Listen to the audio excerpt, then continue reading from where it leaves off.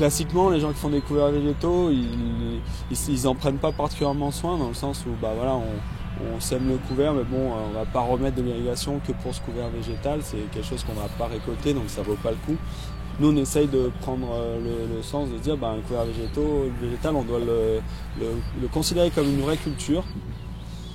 Et donc on fait plusieurs types de couverts végétaux, des couverts on va dire d'automne qu'on sème en août, c'est le cas après les patates, après certaines courges qu'on récolte précocement fin août, ça dépend des saisons.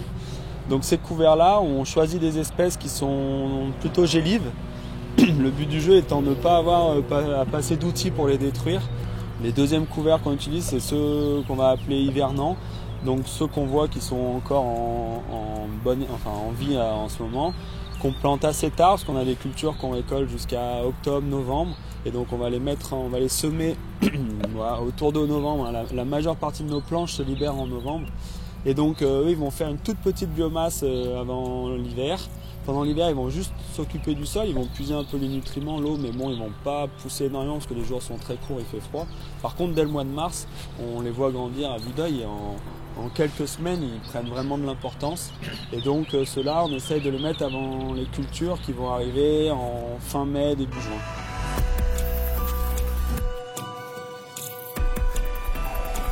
Notre stratégie en termes de couvert, c'est de se dire, dès qu'on récolte une culture, on va implanter un couvert végétaux, il va avoir donc on va essayer de se mettre dans les meilleures conditions possibles, on va dire, pour que le couvert y réussisse, c'est-à-dire que plus la plage de culture du couvert va être grande, plus on a des chances d'avoir une biomasse importante et puis un effet, on va dire, structurant sur le sol. Et donc ce qu'on essaye de standardiser, c'est on récolte la culture, on reprépare le sol comme si on allait semer une culture de rente, voilà, une culture valorisable, on va dire. Et on sème notre couvert végétaux à ce moment-là, tout en maintenant le système d'irrigation pour favoriser la levée et être sûr qu'on est dans de bonnes conditions. On a commencé par créer nos planches permanentes, les décompacter, et directement on a semé un couvert pour essayer que les racines du couvert végétaux viennent prendre la place de la porosité qu'on avait fait avec nos outils et d'assurer que cette porosité elle reste, quoi.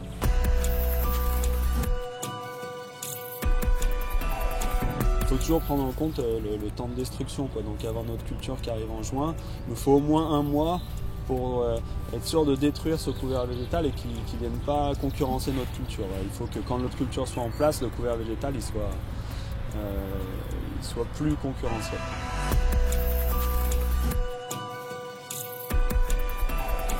Ouais, alors on l'a essayé sur les poireaux il y a 2 ans. L'année dernière, on a complètement raté le semis, donc ça n'a pas fonctionné. Mais il y a 2 ans, ça avait très bien marché.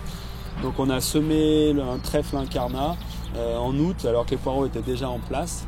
Et du coup, quand on a récolté les poireaux, on a laissé le couvert en place. Et du coup, il a couvert tout l'hiver et il a fait des fleurs, des magnifiques fleurs rouges en mars-avril.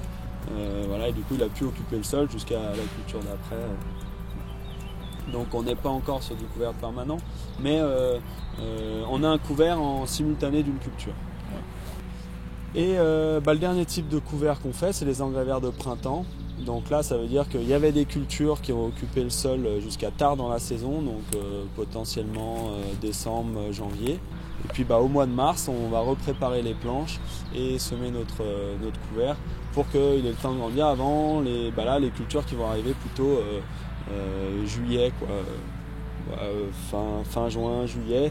On va mettre des engrais verts qui vont pousser très vite, qui vont faire vite de la biomasse, qui vont vite concurrencer et qui ont des cycles relativement courts de l'ordre de 4 à 8 semaines, quoi.